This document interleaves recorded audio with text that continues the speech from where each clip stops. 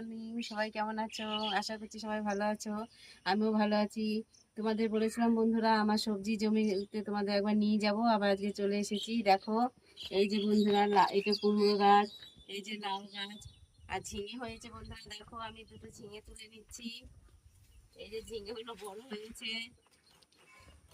এই যে বন্ধুরা ঝিঙে তুলে নিলাম একটা, আরেকটা আছে এখানটাতে। গাছগুলোতে বন্ধুরা পোকা লেগে গেছে, যাই বুঝতে পারছি না কেন পোকাগুলো লেগে গেছে। আর বন্ধুরা এই দেখো গাছে আমার লাউ হয়েছে, এই লাউটা আমি আজকে কাটবো।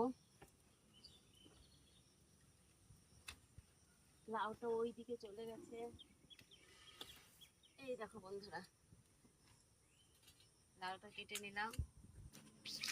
আর চলো বন্ধুরা, আমার বরবটি, এই যে আরেকটা লাউ হয়েছে, এটা কালকে কাটবো। এই যে বন্ধুরা দেখো আরেকটা লাউ হয়েছে, এই তো কালকে কাটবো এই লাউটা। চলো এই যে ভেন্ডি গাছে ভেন্ডি হয়েছে, ভেন্ডিটা একটু তুলে নিই। কালকে ভেন্ডি তোলা হয়েছে।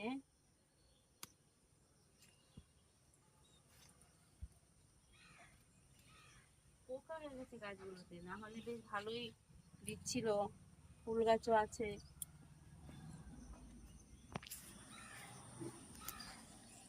বরবটি গুলো বেশ ভালো হচ্ছে।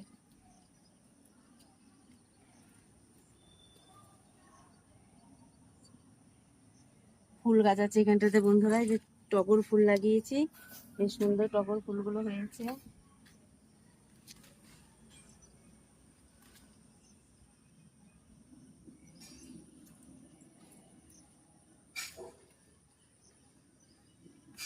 এই গাছে ওষুধ দিতে হবে, কিন্তু কি ওষুধ দিতে হবে সেটা আমি জানি না। তোমরা যদি জানো বন্ধুরা আমাকে অবশ্যই জানাবে কমেন্ট করে, যে কি ওষুধ দিলে পরে পোকাগুলো যাবে। পোকাগুলো আমার গাছগুলো খেয়ে নিচ্ছে। আর বন্ধুরা এই যে লঙ্কা গাছে শুধু ফুল এসেছে, লঙ্কা এখনো হয়নি। বেগুন গাছে বেগুন হয়েছিল, আমরা খেয়েছি, এখন আপাতত বেগুন নেই। এই উচ্ছে গাছটা উচ্ছে হয়েছে, এই যে একটা উচ্ছে হয়েছে, কালকে উচ্ছে আমি তুলে নিয়ে গেছি। আর বেশ কতগুলো উচ্ছে আছে, এই তো 5-6টা উচ্ছে আছে, কালকে আবার তুলবো। ঠিক আছে বন্ধুরা, আমি এখন এই সবজিগুলো নিয়ে যাই, রান্না করি। আজকে লাউ চিংড়ি করবো, হ্যাঁ ঝিঙে আলু দিয়ে পোস্ত করবো।